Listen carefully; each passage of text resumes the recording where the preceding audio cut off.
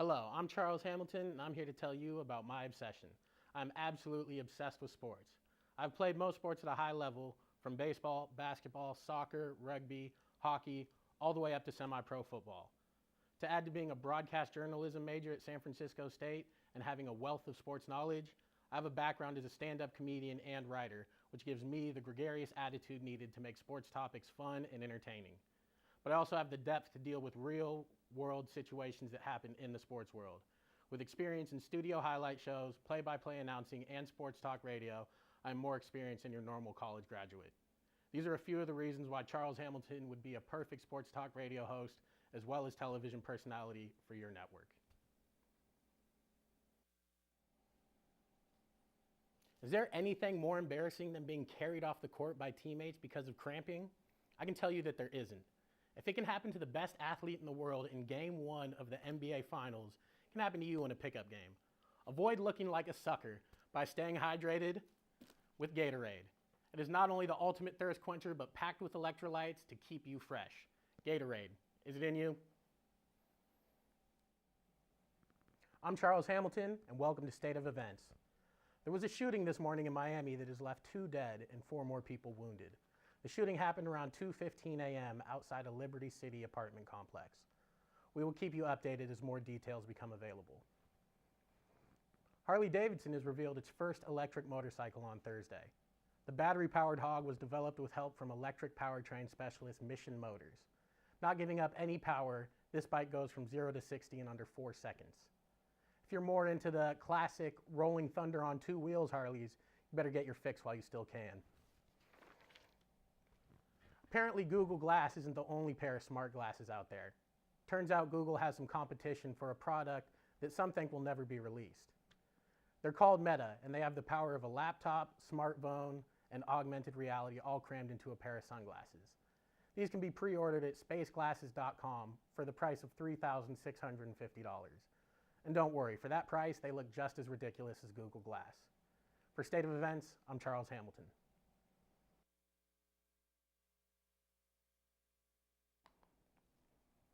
Welcome to Gator Sports Network. I am Charles Hamilton, and I'm here for all you junkies with your daily sports fix.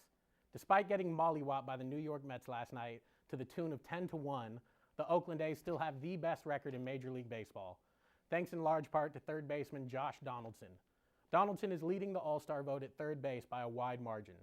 Barring something drastic, it looks like the bringer of rain will be the A's first position player to start the All-Star game since 2003. Let's keep it in Oakland as the Raiders have just wrapped up their mandatory minicamp. One of the stars of the offseason so far has been rookie outside linebacker Khalil Mack. He's played everywhere from inside linebacker, both outside linebacker spots, and defensive end. You can't fix a defense with just one player, but Khalil Mack is looking like a great piece to build around. The only thing that caught him off guard this offseason was when he had to sing in front of the entire team as part of rookie hazing. I can only hope he sang Return of the Mack.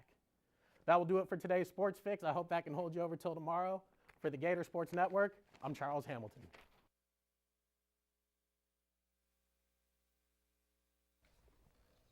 Welcome into Chopping It Up. I'm your host, Charles Hamilton. Tonight's guest is a hilarious stand-up comedian. Ladies and gentlemen, Zach Chapeloni. Thank you. Thank you. Yes. So kind. Yes. What a great audience you got here. The best. The best. Up there, for sure. Zach spent last weekend, he hosted 3 shows at the legendary Punchline, and he also hosts an open mic night every Thursday at Glazed Teriyaki. Starts at 10 p.m. Make sure you get there. It is hilarious. So let's chop it up. Zach, I'm going to hit you with the hard-hitting stuff first. Okay. As I do. You know me. I'm a deep guy. I think I'm ready. Where did you get your start in comedy? You know, I'm actually glad you asked that. Yeah. I was, with the homies, messing around. We were As you joking do. around, and a local gangster guy kind of ran the crime syndicate. His name was Birdie. Mm-hmm. He kind of took a liking to my comedy, and he brought me into this tournament Yeah. against, there was a lot of money riding on it. Mhm. And so he asked me to kind of play for his team. That- And so, That sounds like Above the Rim. The Sorry? movie Above the Rim I'm not familiar with the movie. with Tupac. Above the Rim with Tupac? Yeah, it's a movie. Okay. But this is my story. All right, whatever. So anyway, I was working with Birdie for a while, and then his brother, who's Yeah. a great guy, Shep. Yeah, you know Shep? No, that's above the rim. I don't. All right, yeah, no, totally. Shep brought you in, I guess. And Yeah, and so he kind of showed me what it really means to be a man. And towards the end there, I was about to get shot, and he dove in and took okay, the, so this didn't happen. So are we just? I'm- how'd you get your start? I'm sorry. I went to an open mic one time. Okay, That's yeah. above the rim. Killed it, huh? It was okay. You love Above the Rim, though. I love Above It's a the good Rim. movie. It's a good great movie. Yeah. So, did you have a mentor when you started? At this open mic night, you just went on your own? You just said, I want to get into comedy. Yeah. I'm funny. I'm going to go tear this up. Or did someone push you towards it? How'd that work out? There was a guy, this is real life now. Okay. There was a guy, Michael Pritchard, who was a comedian back in the 80s or something like that. And Who knows? somewhere Whatever. where cocaine everywhere Yeah. on both sides of Yeah. the story. And 80s.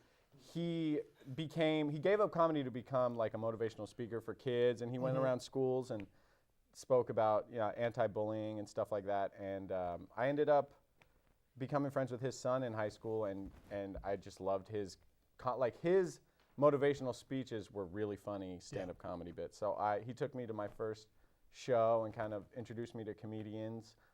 Got to meet Rocky Laporte, who's on Last Comic Standing right now. He's like the nicest guy in the world. Met some kind of rude guys. It was a good introduction to It's definitely world. It's kind of cutthroat out there. I mean, It is. It you can be. find 50%, good people like Pritchard. Yeah. The other 50% are looking out for themselves. Yeah, or insecurities. I Yeah. mean, you don't know. I find that like a lot of people who are famous and have established themselves are very cool because they have nothing to prove. But people who aren't happy about where they are, maybe bitter that someone else is more famous, which is something everyone has to deal with if you do it. Definitely. Well, something I've noticed, having a job in the public eye, where you entertain for people, people will come up and give you pointers, give you tips. Totally. Even though they're probably accountants and have no Yes. idea what they're talking about. Yeah. Like, hey, I got this joke for you. Do people come and pitch jokes or give you ideas or something? All the time. How do you deal with that? Usually I just say, I mean, I don't want to tell them how stupid of an idea it is, or like, Yeah, why don't you go do it? I just usually say like that's actually a great idea, and then we move on, and it's okay. Well, no, because I was thinking, like, what would be hilarious is if you, like, had your own catchphrase. Like Jeff Foxworthy has his own catchphrase. That guy's great. Jeff Foxworthy. Like Zoinkos or something like that would be. Zoinkos. That's actually it's a great idea. Thank you. Thank you. I appreciate that. Thank you, Charles. So I know it's almost mandatory for a comedian to bomb. You're not going to hit a home run every time. You're not going to be perfect. Yeah. Can you tell me about the worst time you ever bombed, or the most memorable time you ever bombed? Oh God. Were there tomatoes thrown? It's so memorable. No, it was terrible. It was like my fourth time doing comedy, and I thought I was getting good. I had 3 shows or something, and people were like, hey, you're pretty good. So I saw an ad for a comedy Shep competition. said you were doing good, right? Shep Yeah, believed Shep in me, loved it. so I was like, he's still alive, so we're going. And I went to this comedy competition. You win $300, and I get there, and they say everyone's doing 10 minutes. Well, when I started, I only had like 2 minutes, maybe 3 minutes. Yeah. So now I have to fill 10 minutes, and I walk into the club, and it was entirely African American audience, and I was the only white person. Yeah, props to African Americans and their plight, but I just, I wasn't their cup of tea, and it was painful. I brought my one friend who decided to wear a 3-piece suit, so he really didn't blend in at all on like a Wednesday night at a bar. Can I ask who that was? That was my friend Nolan Hobbs. Charles, Yep. you know Nolan. Yeah. He was a loyal friend. Got the suit at Gap Kids. Yeah. He got the suit. Yeah. He's a small fella. And so I did my 2 minutes about like being Moroccan or like having an Arab family. And halfway through the 2 minutes, they were like, talk about like, something interesting to us. And I had nothing. I had said one joke. Oh God, it's so painful. I said one joke that had worked in front of like white audiences or like mixed audiences, I should say. And it was super inappropriate. And when I said the joke, the whole place was like, what? And then my boy Nolan. Yeah, the silent crowd. Perfect. So I was happy to have Perfect. a friend. Yeah. Got to know your audience, know your demo. You know That's what I mean? So I'll help you out a little bit since you had to revisit that. Do you have a show that you think was your best one that you always look back on fondly, or do they kind of all just blend together? All the good ones.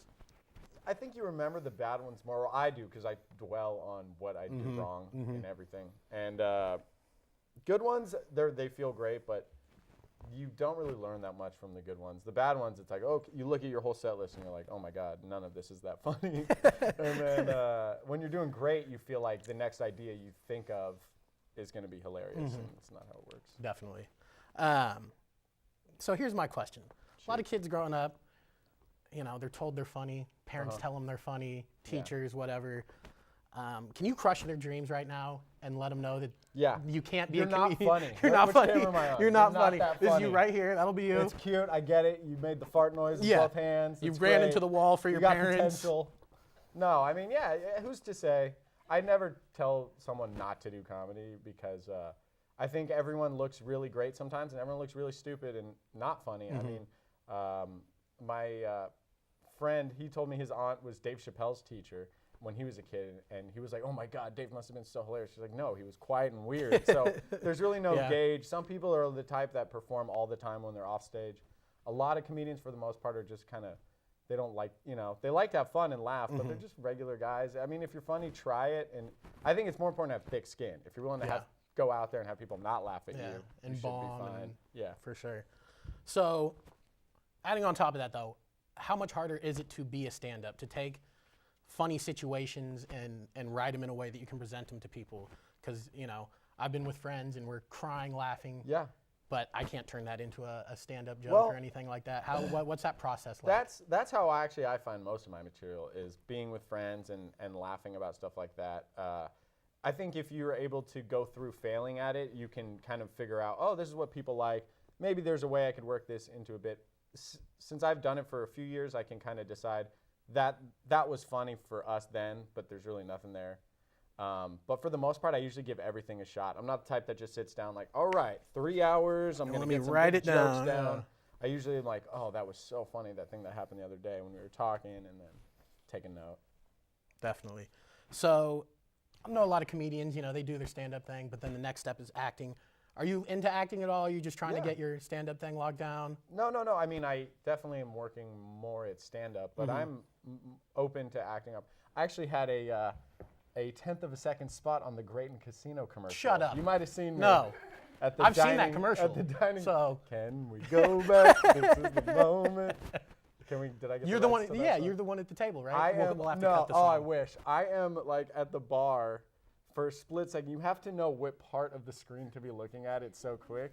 But it's literally like we're cheersing, and like this much of my face right here is just like, that was me! And then it like wipes away. And they actually cut the whole thing out recently. But I had a good run. Zach, thank you so much for coming. I Thank really you, Charles. appreciate it. This was hilarious. Thank you, Zach. Check him out every Thursday night at Glazed Teriyaki, open mic night. It is hilarious. Be sure to come back the rest of this week. We have X Games correspondent Hunter McCarthy, host of Live with Alexis Tuck, Double OT host Omar coming in. So it's going to be a big week. Thanks for watching.